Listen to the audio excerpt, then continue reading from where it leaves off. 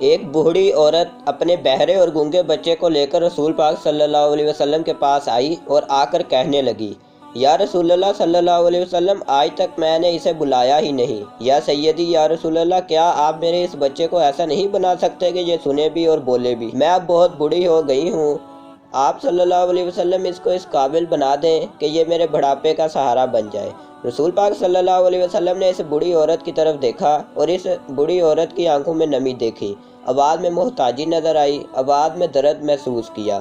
رسول پاک صلی اللہ علیہ وسلم نے اس لڑکے کی طرف دیکھا اور اس کو آواز دی، یا والد، اے بیٹے، یا والد۔ وہ لڑکا بے دھڑک ہو کر بولا، لبیک یا رسول اللہ صلی اللہ علیہ وسلم۔ رسول پاک صلی اللہ علیہ وسلم نے لڑکے سے پوچھا، تمہاری ماں کہتی ہے کہ نہ تم بولتے ہو نہ تم سنتے ہو۔ لڑکے نے جواب دیا، یا سیدی، یا رسول اللہ صلی اللہ علیہ وسلم، آج تک آپ کی طرح کسی نے اتنے پیار سے بلایا ہی نہیں۔ ناظرین اکرام، اس واقعے سے ہمیں حضور پاک صلی اللہ علیہ وسلم کے اخلاق حسنہ کا پتہ چلتا ہے۔ رسول پاک صلی اللہ علیہ وسلم نے فرمایا، تم میں سے بہترین شخص وہ ہے جس کا اخلاق سب سے اچھا ہے۔ اللہ پاک ہمیں اپنے اخلاق سنوارنے کی توفیق عطا فرمائے، آمین یا رب العالمین۔